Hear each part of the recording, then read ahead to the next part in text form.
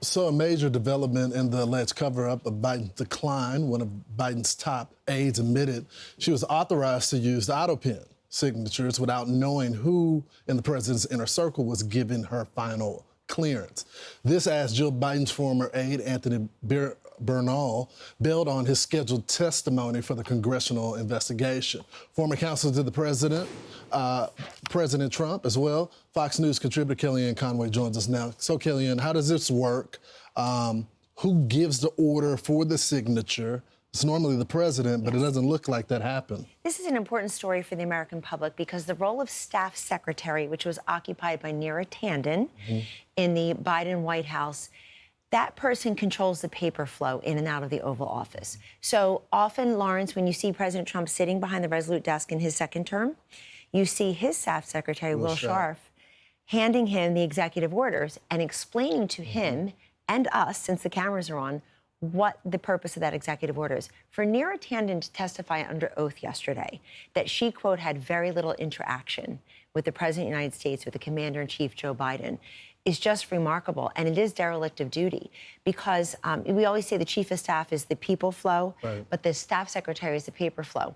The staff secretary in President Trump's administrations is so important that they posted a member of the staff secretary's office in the outer oval toward the end of the first term because the volume and velocity with which President Trump operates necessitates that constant paper flow. What is the role of staff secretary? Neera Tanden's job, Will Scharf's job, is to make sure that everything is vetted. A president has options at his disposal. And to do that, you have to look the president in the eye, make sure they see the options. She's admitting that she wasn't part of the inner circle, that other people were making the decisions, and then the auto pen was all fired up. And Neera Tanden, look, this is somebody who is a hyper-partisan figure. They had her pull her Senate-confirmed positions in the first couple months of the Biden term. He gave her one that was non-Senate confirmed because before then, as now, she runs really the heart of the resistance, the Center for American Progress. So this is important because under oath, she admitted that she doesn't know who made those decisions. But how's the staff secretary not in the inner circle when they're the ones, everything that the president signs, they place in front of the president? They do.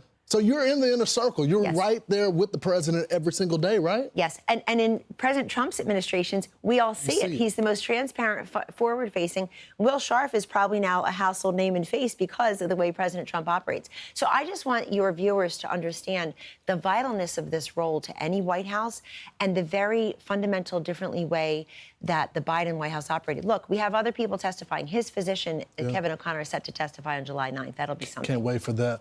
I found this conversation, this back and forth with the president as well as a Ukrainian reporter yesterday fascinating. She is not only a reporter, but her husband is fighting in the war. And you rarely see these moments with the president of showing his heart. Here it is right here.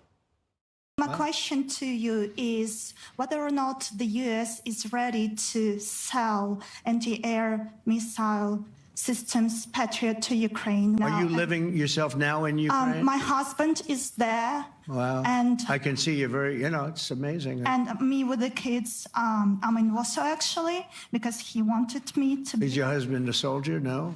He's there now? Yeah. Wow. That's rough stuff, right? That's tough. And you're living here?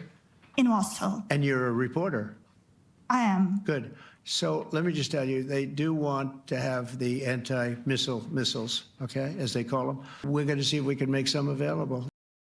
This is the president that we know behind the scenes, but a lot of people don't get to see this moment.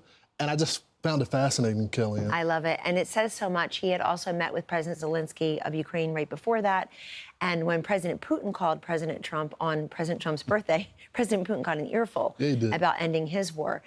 This is the compassionate man who loves to listen and to learn.